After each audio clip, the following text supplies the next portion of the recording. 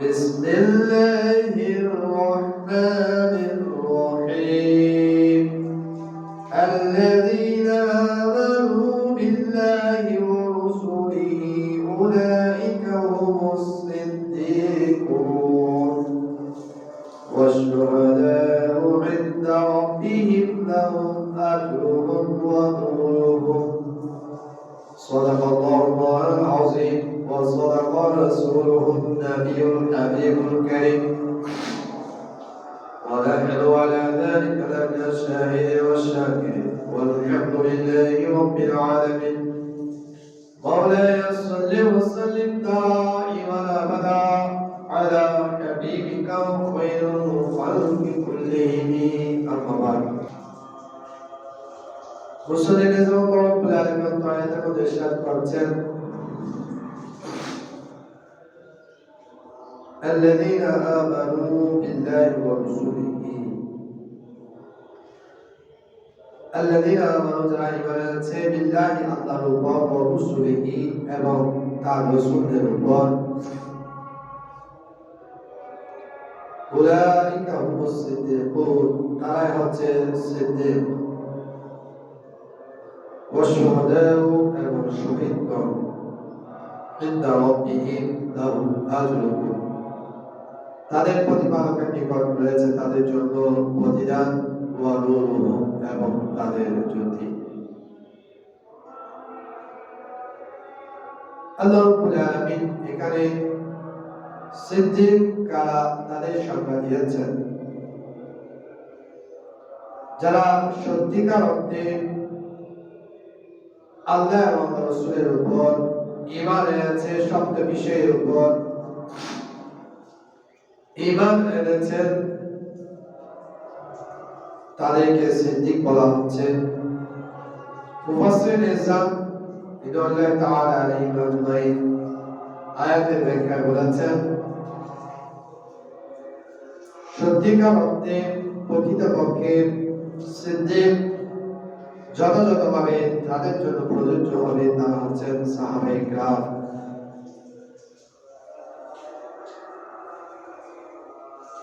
বিভিন্ন তাফসীরের কিতাবের মধ্যে রয়েছে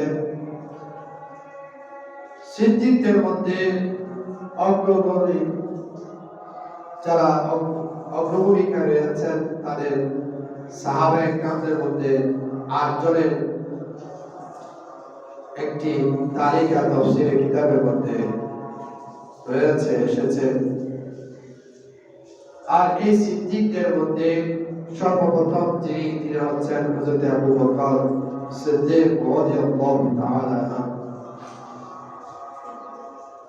উনি কেমন ছিলেন ওনার জীবনী যদি আলোচনা করতে যায়, জীবনের এক একটা অংশ আলোচনা করে শেষ করতে গেলে বিশদ সময়ের প্রয়োজন। আমরা সংক্ষেপে জানার চেষ্টা করব উনি কেমন ছিলেন, ওনার আদর্শ কেমন ছিল। সিদ্দিক আকবর রাদিয়াল্লাহু তাআলা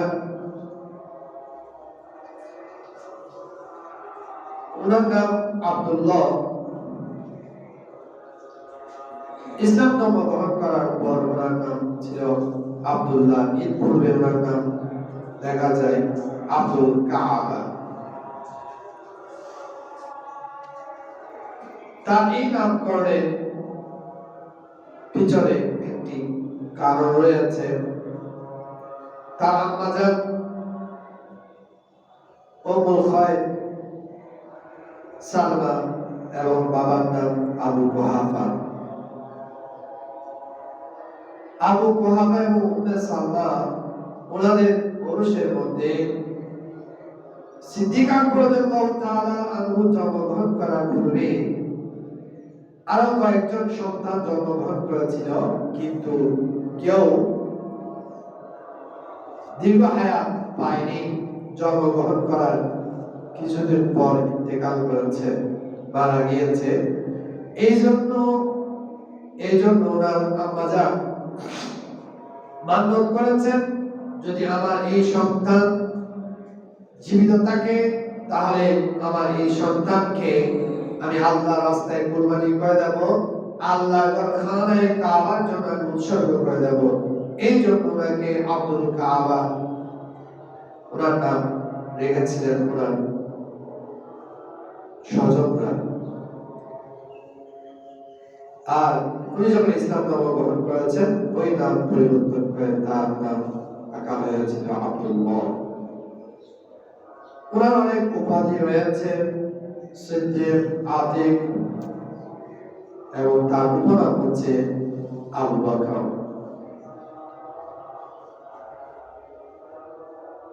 ইনি শৈশব অবস্থা কেমন ছিল? কিতাবের মধ্যে রয়েছে উনি যে যুগে জন্মগ্রহণ করেছেন ইসলামের আবির্ভাবের পূর্বে, জাহেলি যুগ, ওই যুগের মধ্যে অন্যায় কাজ করা এটা খারাপ ছিল না। মদ, জুয়া, যাবতীয় পাপাচারের মধ্যে লিপ্ত থাকা এটা গর্বের বিষয় ছিল। এমন সময় আল্লাহ রাব্বুল আলামিন হযরত আবু বকর সিদ্দিক রাদিয়াল্লাহু তাআলা কে ওনাকে এই সকল অপকর্ম পাপাচার থেকে মুক্ত রেখেছেন। উচ্চস্বরে বলুন সুবহানাল্লাহ। আর তিনি এই শৈশবকালীন সময়েও ইসলাম ধর্ম গ্রহণ করার আগেও উনি ওনার সঙ্গী ছিল রাসূল করিম সাল্লাল্লাহু তাআলা আলাইহি ওয়াসাল্লাম।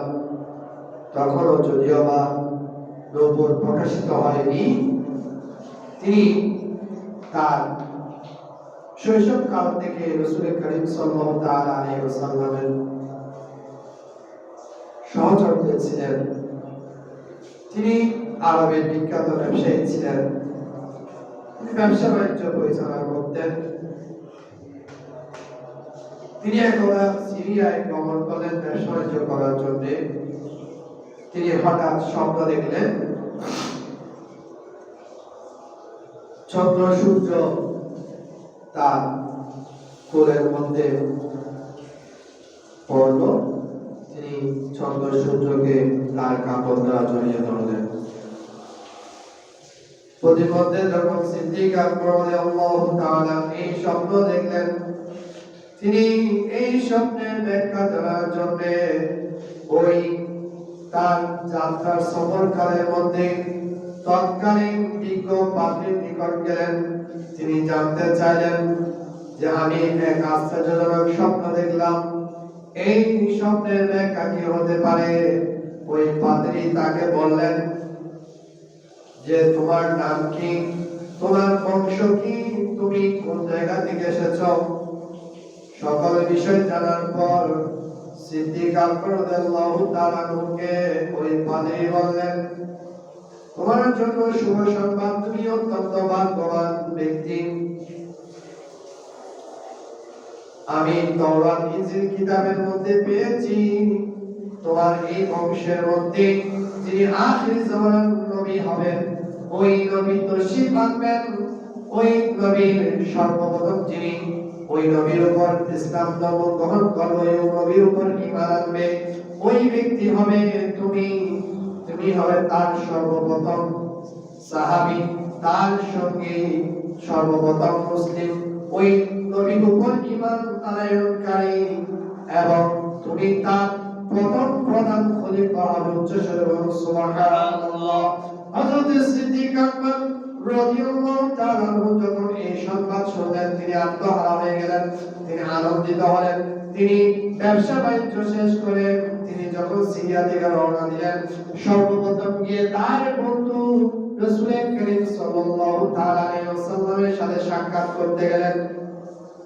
রাসূল করিম সাল্লাল্লাহু তাআলা আলাইহি ওয়াসাল্লাম তাকে ইঙ্গিত দিলেন, ওই যে স্বপ্ন তিনি দেখেছিলেন এমন স্বপ্নের ব্যাখ্যা ওই পাদ্রী দিয়েছিল, সেটা রাসূল করিম সাল্লাল্লাহু তাআলা আলাইহি ওয়াসাল্লাম যদি আবার তার সাথে ওই ব্যবসার মধ্যে সফরের কালীন সময়ে ছিলেন না, কিন্তু রাসূল করিম সাল্লাল্লাহু তাআলা আলাইহি ওয়াসাল্লাম মক্কার মুসলিমার মধ্যে থেকে ওই সিদ্দিক আকবর রাদিয়াল্লাহু তাআলার সাথে ওই পাদ্রীর যে আলাপ চাইতে হয়েছিল, যে আলাপ হয়েছিল সেই সম্পর্কে সিদ্দিক আকবর রাদিয়াল্লাহু তাআলা আসার সাথে সাথে তিনি তাকে সংবাদ দিলেন। সিদ্দিক আকবর বললেন, আমি আপনার উপর ঈমান আনবো, ঈমান আনার জন্য আমাকে কিছু মুজিজা পেশ করুন। হযরত রাসূল করিম সাল্লাল্লাহু তাআলা আলাইহি ওয়াসাল্লাম বলেন, হে আব্দুল কাবা, তোমার জন্য এই যে বড় মুজিজা কি হতে পারে যা তোমাকে আমার সম্পর্কে, তোমার স্বপ্ন সম্পর্কে, তোমাকে ওই সিরিয়ার ব্যবসা আর সফরকালীন সময়ে ওই পাদ্রী তোমাকে যে সংবাদ দিয়েছিল, তোমার স্বপ্নে যে ব্যাখ্যা দিয়েছিল, এই চাইতে আমি রাসূল হওয়ার জন্য আর বড় মুজিজা কি প্রয়োজন। এই কথা শোনার সাথে সাথে হযরত সিদ্দিক আকবর রাদিয়াল্লাহু তাআলা রাসূল করিম সাল্লাল্লাহু তাআলা আলাইহি ওয়াসাল্লামের উপর ঈমান এনে কলমা পড়ে মুসলমান হয়ে গেলেন। এবং মুসলিমদের মধ্যে যারা রাসূল করিম সাল্লাল্লাহু তাআলা আলাইহি ওয়াসাল্লামের নবুয়ত প্রকাশের পর যারা ইসলাম ধর্ম গ্রহণ করেছেন, তাদের মধ্যে তিনি প্রথম মুসলিম হিসেবে স্বীকৃতি লাভ করলেন। উচ্চস্বরে বলুন সুবহানাল্লাহ। হযরত সিদ্দিক আকবর রাদিয়াল্লাহু তাআলা সেই সময় থেকে রাসূল করিম সাল্লাল্লাহু তাআলা আলাইহি ওয়াসাল্লামের প্রত্যেকটা বিষয় তিনি সামনে থেকে দেখেছেন। রাসূল করিম সাল্লাল্লাহু তাআলা আলাইহি ওয়াসাল্লামকে সবচেয়ে বেশি মহব্বত করতেন সিদ্দিক আকবর রাদিয়াল্লাহু তাআলা। ওনার ইবাদত বন্দেগী কেমন ছিল সে সম্পর্কে কিতাবের মধ্যে এসেছে। রাসূল করিম সাল্লাল্লাহু তাআলা আলাইহি ওয়াসাল্লাম একদিন জিজ্ঞেস করলেন, প্রখ্যাত সাহাবী রাসূলুল্লাহ আবু হুরায়রা রাদিয়াল্লাহু তাআলা, উনি বর্ণনা করছেন, রাসূল বললেন, একদিন সাহাবায়ে কেরামকে সম্বোধন করে বললেন, তোমাদের মধ্যে কে আছো আজকে রোজা রেখেছো? তখন উপস্থিত সাহাবায়ে কেরামের মধ্যে সিদ্দিক আকবর রাদিয়াল্লাহু তাআলা বললেন, ইয়া রাসূলুল্লাহ, আমি অদম আজকে রোজা রেখেছি।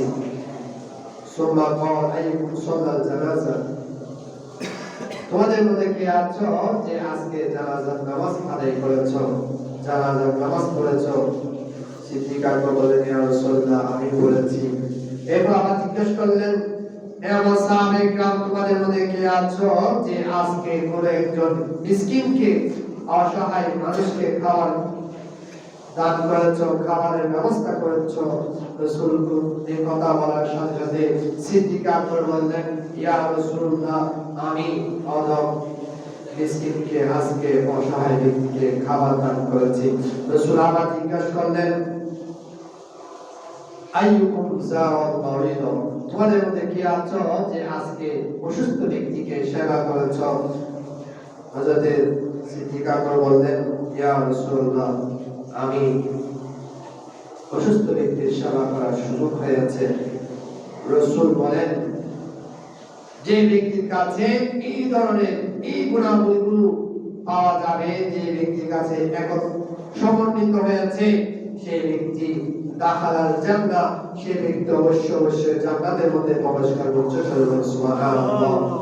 হযরত সিদ্দিক আকবর রাদিয়াল্লাহু তাআলা একদিনে একই সময়ে রাসূল যা যা বলেছেন সকল ইবাদত, সকল আমল তার কাছে পাওয়া গিয়েছে। শুধু তাই নয়, একদিন হযরত আয়েশা সিদ্দিকা রাদিয়াল্লাহু তাআলা আনহা রাসূল করিম সাল্লাল্লাহু তাআলা আলাইহি ওয়াসাল্লামের সাথে রাতের বেলা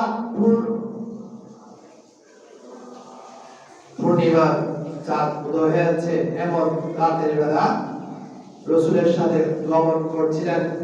আকাশে, খোলা আকাশের নিচে হাঁটাচলা করছিলেন। এমন সময় হযরত আয়েশা সিদ্দিকা রাদিয়াল্লাহু তাআলা আনহা জিজ্ঞাসা করলেন, ইয়া রাসূলুল্লাহ, আকাশের মধ্যে অসংখ্য নক্ষত্ররাজি দেখা যাচ্ছে, এই নক্ষত্ররাজি থেকে ইবাদত বন্দি বেশি করেছে এমন কোন আপনার উম্মত রয়েছে কি? দেখেন, এটা একটা বিষয়, কোন কিছু সম্পর্কে যদি তুলনা করতে হয় তাহলে যার সাথে তুলনা করা হচ্ছে সেই বিষয়ে জ্ঞান থাকতে হবে।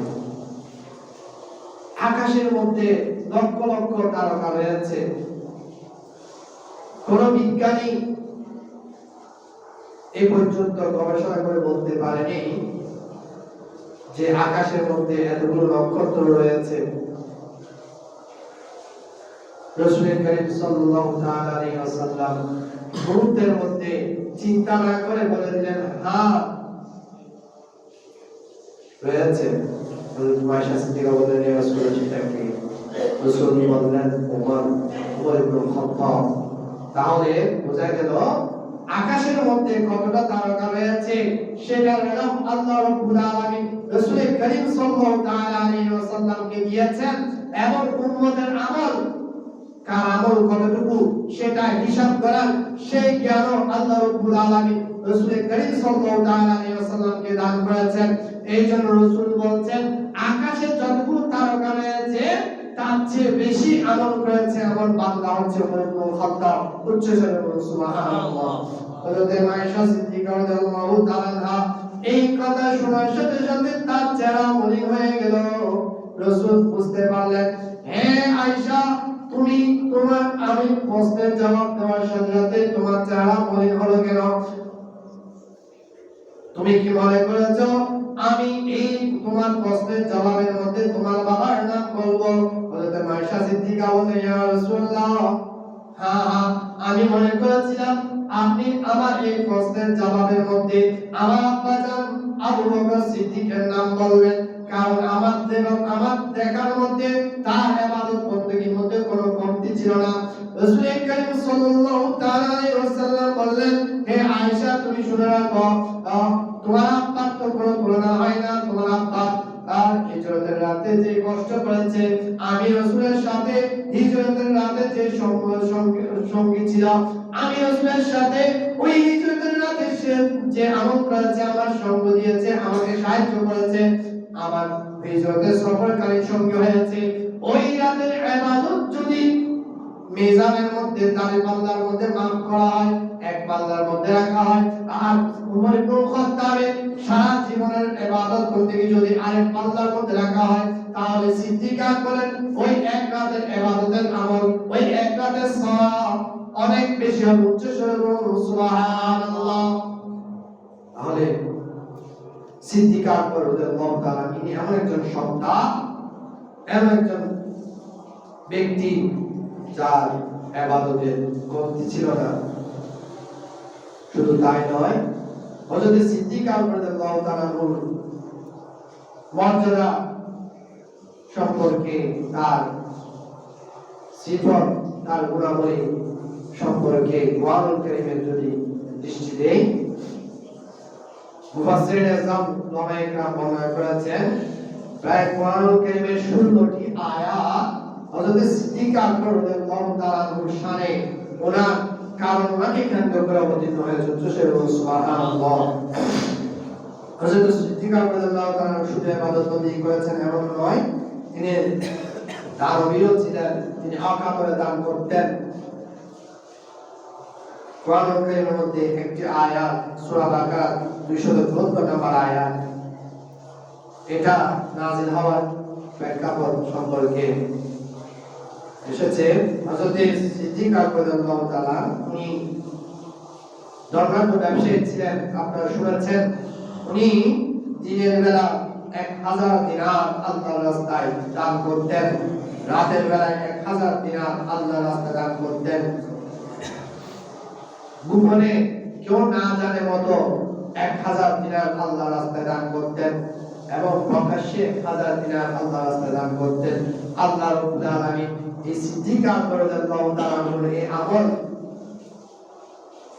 করার কারণে খুশি হয়ে আল্লাহ রাব্বুল আলামিন কোরআনুল কারীমের আয়াত অবতীর্ণ করলেন। সূরা বাকারা 274 নম্বর আয়াত আল্লাহ রাব্বুল আলামিন বলেন, আল্লাযীনা ইউনফিকুনা আমওয়ালাহুম বিল-লাইলি ওয়ান-নাহার সিররান ওয়া আলানিয়া, যারা রাতে এবং দিনে প্রকাশ্যে এবং গোপনে আল্লাহর রাস্তায় দান করে, আল্লাহুম আজরুহুম ইনদা রাব্বিহিম, তাদের জন্য তাদের প্রতিদান আল্লাহর নিকট, তাদের প্রতিপালকের নিকট রয়েছে। ওয়ালা খাউফুন আলাইহিম, তাদের জন্য কোনো ভয়ভীতি নেই। আখিরাতের অবস্থা কেমন হবে, পরকালীন জীবন কেমন হবে, সে বিষয়ে তাদের কোনো ভয়ভীতি নেই।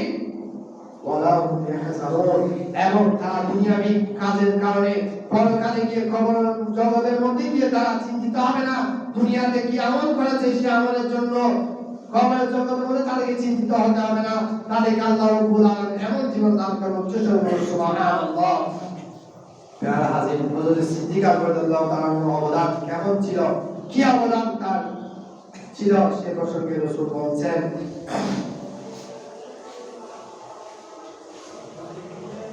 হযরত রাসূল করিম সাল্লাল্লাহু তাআলা আলাইহি ওয়াসাল্লাম হাদিস শরীফের মধ্যে বলছেন,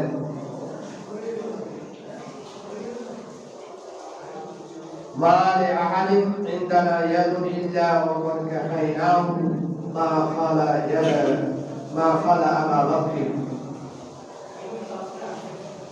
ইসলামের জন্য দান করেছে, অবদান রেখেছে এমন কোন বান্দা নাই যার অবদানের বদলা আমি রাসূল দিয়ে দিয়েছি। শুধুমাত্র সিদ্দিক আকবর তার প্রতিদান আমি রাসূল দিতে পারিনি, আমি রাসূল তার প্রতিদান দিয়ে শেষ করিনি, বরং তার প্রতিদান সেটা অবশিষ্ট রয়েছে। আইনালাহু ইনদানা ইয়াদান ইউকাফিহিল্লাহু ইয়াওমাল কিয়ামাহ।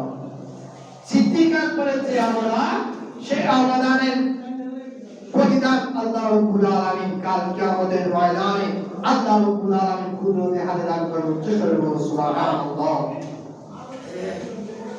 রাসূল আল্লাহ বলছেন, সিদ্দিক আকবরের ihsan যা আমার উপর রয়েছে, ইসলামের জন্য সিদ্দিক আকবর যে অবদান করেছেন, যে অবদান রেখেছেন, এমন অবদান কোন বান্দা রাখেনি, কিয়ামত অবধি রাখতে পারবে। সুবহানাল্লাহ। সিদ্দিক আকবর রাদিয়াল্লাহু তাআলা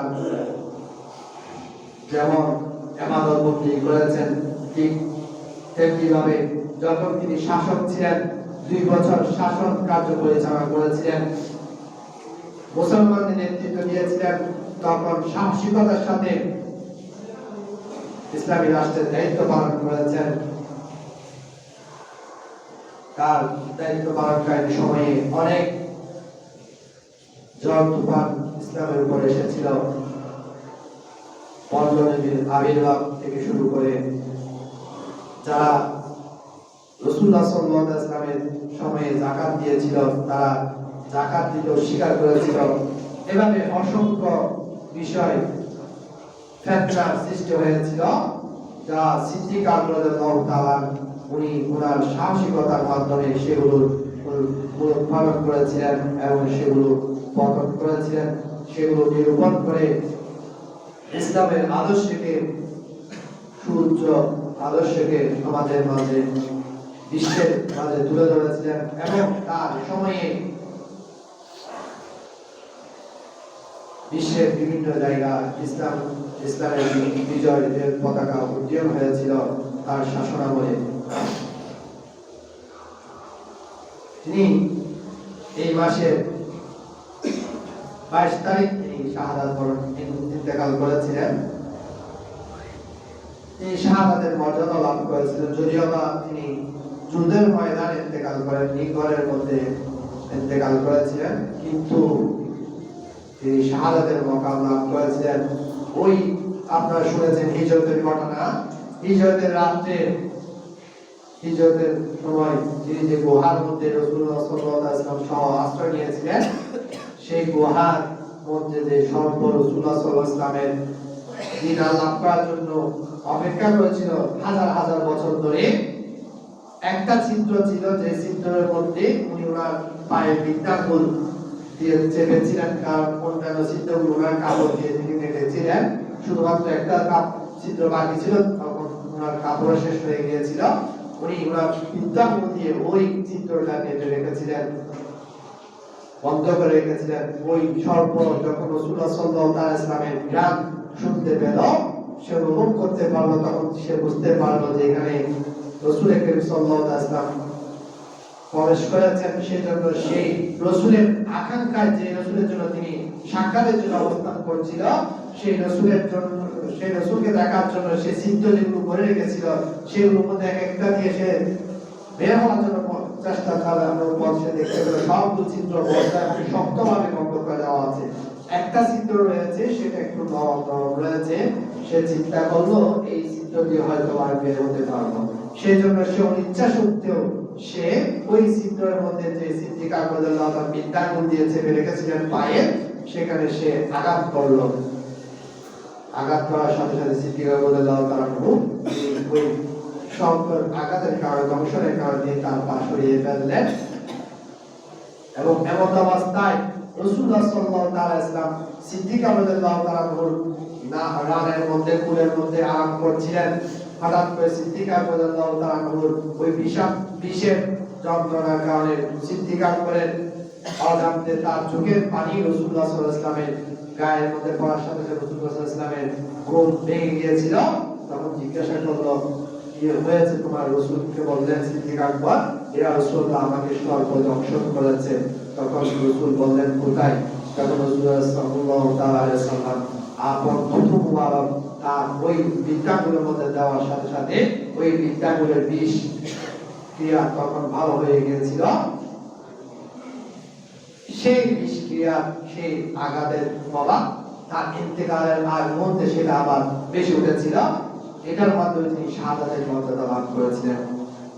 সিদ্দিক আকবর রাদিয়াল্লাহু যখন আক্রান্ত হলেন, তখন তিনি মাওলা আলী শের খুদা রাদিয়াল্লাহু তাআলা আনহুকে ডাকলেন, তাকে ওসিয়ত করলেন যে আমি আমার জীবন দশায় রাসূলুল্লাহ সাল্লাল্লাহু আলাইহি ওয়াসাল্লামকে ছাড়া বিন্দুমাত্র সময় অতিবাহিত করা আমার মনসা ছিল না।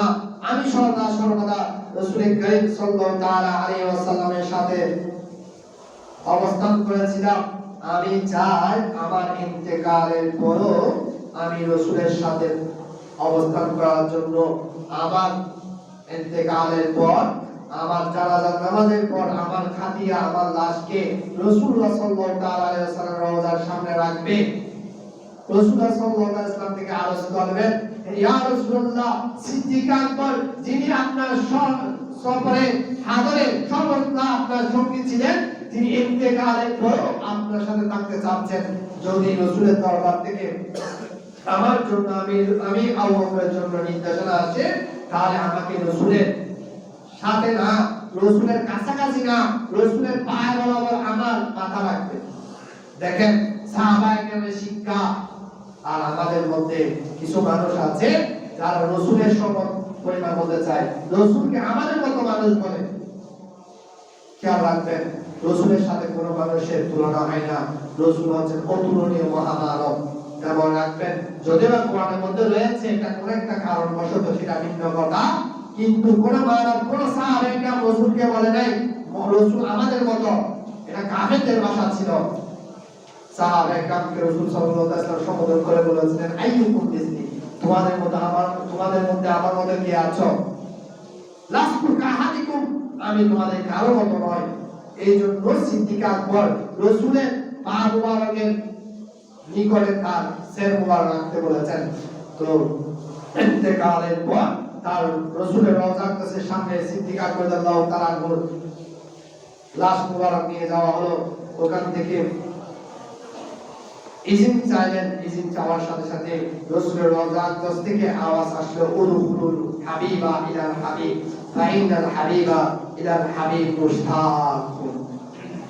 দেখেন সাহাবায়ে কেরামের বিশ্বাস যে রাসূলুল্লাহ সাল্লাল্লাহু আলাইহি ওয়াসাল্লাম আপন রওজায়ে আকদাসের মধ্যে জীবিত রয়েছেন। অনেক আমাদের মতো অনেক মুসলমান আছে যারা রাসূলকে জীবিত আছে সেটা বিশ্বাস করতে চায় না। রাসূল অনেকে বলে নাউযুবিল্লাহ, মৃত্যুর পর মাটির সাথে মিশে গিয়েছে, রক্তে মাংসে গলা রাসূল মাটির সাথে মিশে গিয়েছে, নাউযুবিল্লাহ বলেন। এটা মুসলমানদের আকীদা নয়। আল্লাহর রাসূল হাদিস শরীফে মুশাররফ করেছেন, আল্লাহ রাব্বুল আলামিন জমিনের জন্য হারাম করে দিয়েছেন আনতা আকুলা জাসাদাল আম্বিয়া, নবীগণের শরীর খাওয়াকে আল্লাহ তাআলা মাটির জন্য হারাম করে দিয়েছেন। নবীগণ আপন আপন কবরের মধ্যে জীবিত রয়েছেন। তাদের হায়াতের জিন্দেগি, ইন্তেকালের আগ মুহূর্তের হায়াত এবং ইন্তেকালের পরের কবরের জীবনের হায়াতের মধ্যে কোনো ব্যবধান নাই। শুধুমাত্র তার কিছুক্ষণ সময়ের জন্য আল্লাহ রাব্বুল আলামিন তাদেরকে মৃত্যু দিয়েছেন, আবার তাদের রূহ তাদেরকে আল্লাহ রাব্বুল আলামিন তাদের কবরের জগতের মধ্যে দিয়ে দিয়েছেন। এই জন্য সাহাবায়ে কেরামের আকীদা ছিল যে নবী সাল্লাল্লাহু আলাইহি ওয়াসাল্লাম আপন কবরের মধ্যে জীবিত রয়েছেন। এই জন্য সাহাবায়ে কেরামকে সিদ্দিক আকবর বলেছেন, তোমরা অনুমতি চাইবে। তো অনুমতি চাওয়ার সাথে সাথে রাসূলের রওজা আকদাস থেকে শুভ সংবাদ আসলো, রাসূলের রওজা আকদাস থেকে আওয়াজ আসলো, উদখুলুল হাবিব ইলাল হাবিব, বন্ধুকে বন্ধুর সাথে মিলিয়ে দাও, বন্ধুকে বন্ধুর সাথে স্থান করে দাও, কেননা বন্ধু বন্ধুর অপেক্ষায় রয়েছে, বন্ধু বন্ধুর অপেক্ষায় রয়েছে। আল্লাহ রাব্বুল আলামিন সিদ্দিক আকবরকে এমন মর্যাদা দিয়েছেন যে সিদ্দিক আকবর ইন্তেকালের আগে হায়াতের জিন্দেগির মধ্যে রাসূলের সাথে ছিলেন এবং ইন্তেকালের পর কবর জগতের মধ্যে রাসূলের সাথে রয়েছেন। কিতাবের মধ্যে রয়েছে কাল কিয়ামতের ময়দানে রাসূল করিম সাল্লাল্লাহু তাআলা আলাইহি ওয়াসাল্লাম যখন হাসরের ময়দানে উঠবেন তখন সিদ্দিক আকবরকে সাথে নিয়ে উঠবেন। সুবহানাল্লাহ। তো সিদ্দিক আকবর রাদিয়াল্লাহু তাআলা জীবনের মধ্যে কোনদিন মিথ্যা কথা বলেনি, এটা আমাদেরকে গ্রহণ করতে হবে। সিদ্দিক আকবর রাদিয়াল্লাহু তাআলা কোনদিন নামাজ কাজা করেনি, সেটা আমাদেরকে আদর্শ গ্রহণ করতে হবে। যদি আমরা গ্রহণ করতে পারি তাহলে সিদ্দিক আকবর রাদিয়াল্লাহু তাআলা যেই ফজিলত মর্যাদা লাভ করেছেন, সিদ্দিক আকবর রাদিয়াল্লাহু তাআলা কাল কিয়ামতের ময়দানে যাদেরকে সুপারিশ করবেন তাদের মধ্যে আমরা অন্তর্ভুক্ত হতে পারবো। কারণ আমরা আমাদের আমলের কারণে জান্নাতে যাব, এটা কোনো গ্যারান্টি নাই। আমাদের আমলের মধ্যে অনেক ভুল ত্রুটি রয়েছে, এই জন্য সকলে চেষ্টা করবেন সাহাবায়ে কেরামের যে আদর্শ, এই আদর্শ মুখে ধারণ করার জন্য। অনেকে রয়েছে সিদ্দিক আকবরকে গালি দেয়, মনে রাখবেন সিদ্দিক আকবর রাদিয়াল্লাহু তাআলার মুখে যদি কেউ গাল বন্ধ করে সে কাফের হয়ে যাবে। কারণ নফসে কোরআন কি অস্বীকার করলো, যে কোরআনের মধ্যে সিদ্দিক আকবরের শানে অসংখ্য আয়াত, 16টি আয়াত অবতীর্ণ হয়েছে। এই জন্য ইমাম আযম আবু হানিফা রাহমাতুল্লাহ তাআলা আলাইহি বলেছেন, তৎকালীন সময়ে আবু হানিফা রাদিয়াল্লাহু তাআলার সময়ে শিয়াদের উদ্ভব বেশি বেড়ে গিয়েছিল। তিনি বলেছেন হুব্বু শাইখান বলতে ফারুক আযম এবং সিদ্দিক আকবর, ওনাদেরকে ভালোবাসা এটা নাজাত প্রাপ্ত দলের নিশানা। আহলে সুন্নাত ওয়াল জামাতের অনুসারী যারা দাবি করবে তারা সিদ্দিক আকবর ফারুক আযমকে গালমন্দ করতে পারবে না। এই জন্য মনে রাখবেন শুধু ইবাদতবন্দি করতে হবে না, কোন সাহাবায়ে কেরামের সমালোচনা করা যাবে না। সকল সাহাবায়ে কেরাম সত্যের মাপকাঠি, এই আকীদা বিশ্বাস ধারণ করে আল্লাহ রাব্বুল আলামিন আমাদেরকে তৌফিক দান করুন। আমিন। ওয়া আখিরু দাওয়ানা আলহামদুলিল্লাহি রাব্বিল আলামিন।